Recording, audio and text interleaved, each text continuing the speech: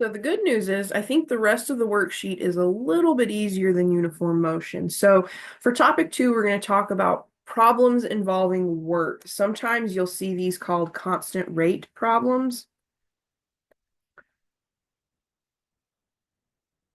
And again, just like with uniform motion, we have to take some liberties. With uniform motion, we had to assume something was moving at a constant speed. So never speeding up, never slowing down. It's kind of the same thing here. You're assuming for this type of problem that a job can be performed at a constant rate. So imagine somebody painting walls. They're painting walls like they're a machine. They paint at the exact same rate. They never speed up, they never slow down. Okay. So what this first sentence says is for this type of problem, we must assume that a job can be performed at a constant rate, meaning an individual works at the same pace throughout the entire job. We know that's not realistic, but we're going to take that liberty with this type of problem. So also note that constant rate problems assume that if it takes t units of time to complete a job, then 1 over t parts of the job are completed in 1 unit of time. So let's put that to an example. For instance, or for example, if it takes 3 hours to complete an entire job, 1/3 of the job would be completed in 1 hour. So that's that 1 over t parts of the job can be completed in 1 unit of time. So if it took you 10 hours to do something, in 1 hour, 1/10 of the job would be completed, assuming you're working at that constant rate. Okay. Now there is a formula, and the formula is not going to make a ton of sense when you see it written out. But what we're going to do with these types of problems, and we're not going to go deep, I'm just introducing this basic idea. So if you see it again in pre-calculus, you're not going to be so stunned by it. But you're going to think of like two individuals and then them working together.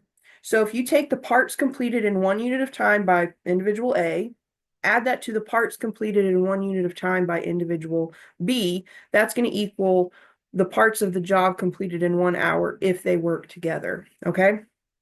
So again, what I have for the formula is parts done by individual A in 1 hour plus parts done by individual B in 1 hour equals parts done together in 1 hour. Okay. And in a situation like this, you could also have machines that are working. You can really get some complicated or not necessarily complicated, but more complex or more involved problems. But for us, we're going to keep it really general. I just want to introduce the idea to you. Okay. So let's fill in the table based on the given information. So just like with uniform motion, for this type of problem, we have a table. So it says fill in the table based on the given information. We already said that. So the problem that we have, or the scenario that we have, is that Sal can plant 1,000 seedlings in 2 hours. So we know that in 2 hours, 1,000 seedlings are done. Emma will need 5 hours to plant the same 1,000 seedlings. So Emma's a good bit slower than Sal, but she can get the job done. It just takes her 5 hours. Find the equation that will determine how long Sal and Emma would need to plant 1,000 seedlings working together. So here's the thing. We know Sal can do the job all on his own in 2 hours.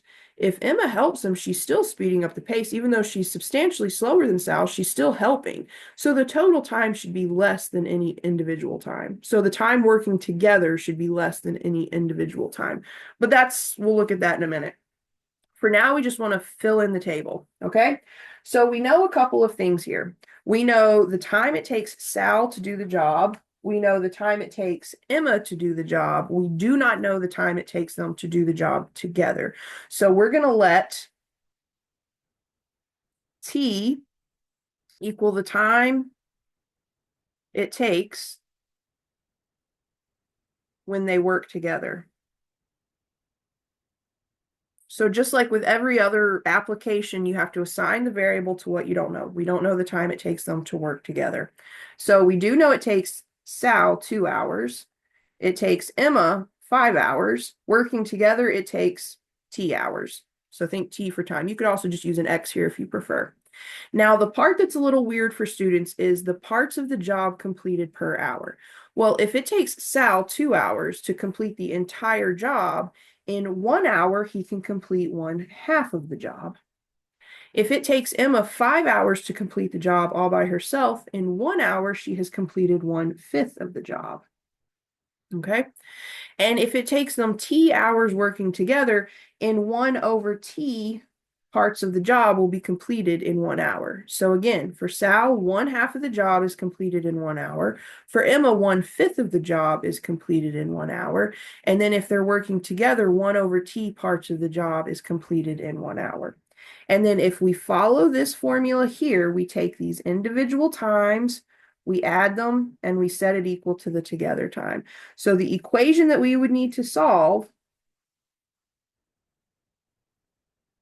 would be 1/2 plus 1/5 equals 1 over t. And you can see that this is just a pretty basic rational equation. Okay, so the good news is this is the setup that's always going to work for what we're doing. Now, you could certainly have more complicated examples in another class, but at this level, I just want you to be able to do the basic setup. Okay, so let's go ahead and look at example 5. So example 5 says solve, include units with your final answer. So we're going to do this from start to finish. So part A, it says Dwight can shovel a driveway in 5 hours after a snowstorm. Angela can shovel the same driveway in 6 hours. How long would it take Angela and Dwight to shovel the driveway if they work together? This is very similar to the example we just looked at with Sal and Emma, but we're going to take this one all the way. Okay? So we have a row for Dwight, a row for Angela, and a row for them working together. Okay, you can write out Dwight, Angela, and well, let me go ahead for the sake of this video. Dwight, Angela, together. Now we want the total time to complete the job. Well, for Dwight, he can do the total driveway. He can shovel the whole driveway by himself in 5 hours. Angela needs 6 hours. And together, we don't know how long it takes them together, so we're going to assign the variable t. So just like before, we're going to let t equal the time it takes them to complete the job working together. Now, the next column of the table is the one that's a little weird for students. It's the parts completed per hour. So if we look at Dwight and his rate, so he's working at a constant rate. It takes him 5 hours to shovel the driveway. In 1 hour, 1/5 of the driveway is shoveled.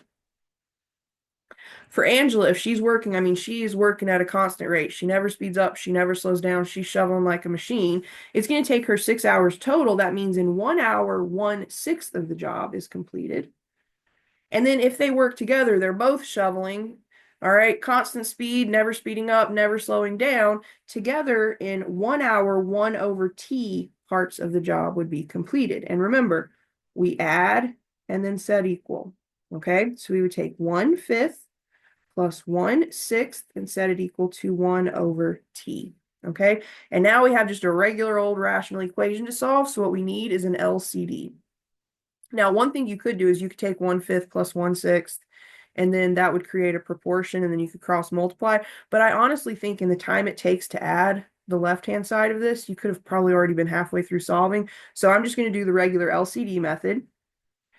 So when we look at the LCD, we want to find the smallest number that 5 and 6 divide into, and that would be 30. And then we also have to include the t. That's got to be part of the LCD. So in this case, my LCD is 30t. So I'm going to take 30t times 1/5 plus 30t times 1/6 equals 30t times 1 over t. And then let's see how these things simplify. Let's go to red. All right, so for the first term, 5 in the denominator goes into the LCD 6 times. So that leaves me with 6 times t times 1. So 6 times t times 1 is just 6t. In the middle term, the 6 in the denominator goes into the LCD 5 times, leaving me with 5 times t times 1, so 5t. And then finally, for the last term, the t divides into the t in the LCD 1 time, leaving me with 30 times 1 times 1, so just 30.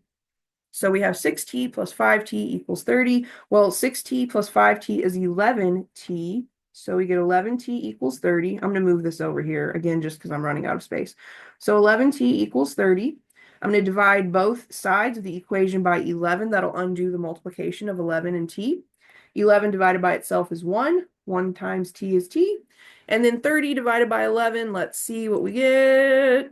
We'll go to the calculator.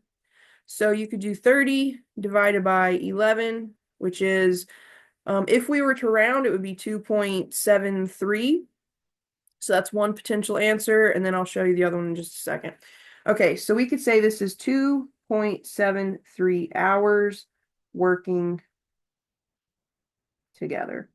So if Dwight and Angela were to shovel together, it would take them 2.73 hours. And that should make sense. It takes Dwight 5 hours all by himself. So even with Angela being a little bit slower than him, it's still going to speed up the whole process. So it should always take, the time together should always be less than either individual time. So that's your answer if the directions asked you to round. Now, if they didn't ask you to round, you have to kind of remember this. So this is like before something you should already know, but I'm going to remind you of it.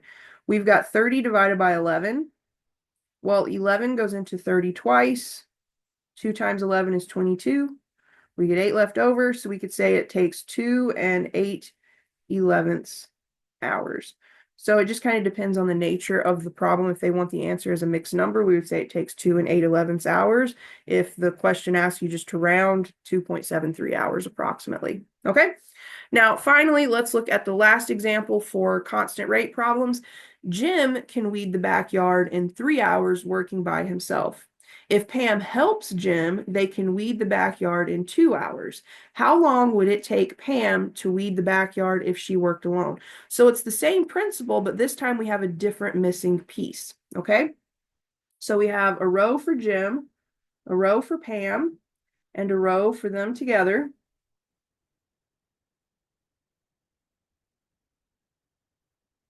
Now we have the total time as one of our columns. So this is the total time to complete the job. We know Jim can do the job by himself in 3 hours. We know if Jim and Pam work together, they can do the job in 2 hours. What we don't know is how long it takes Pam. So we're going to assign a variable to how long it takes Pam to do the job. So let's say it takes Pam T hours. Okay. And then the last column is parts completed per hour. Well, if it takes Jim 3 hours weeding at a constant speed, he never speeds up, he never slows down. In 1 hour, 1/3 of the job is completed. If Jim and Pam work together, again, we're taking some liberties here. We're assuming they're little machines and they work at the constant speed, never speed up, never slow down. In 1 hour, they could have 1/2 of the job completed. Well, for Pam alone, we don't know how long it takes her, but we do know in 1 hour, 1/t parts of the job would be completed. And what we do is we always take the individual times and add them and then set it equal to the together time. So here we have 1/3 plus 1/t equals 1/2. So again, we're going to find the LCD, multiply all terms by the LCD, and then simplify. So the LCD here, the smallest number that 3 and 2 go into is 6. And then because we have a t in a denominator, we need to include a t in the LCD. So I get 6t times 1/3 plus 6t times 1/t equals 6t times 1/2. We want to simplify each denominator, divide it into the LCD. So 3 goes into 6t twice. T goes into 6t basically 6 times. We're left with just the 6. And then 2 goes into 6t 3 times. So what does that leave us?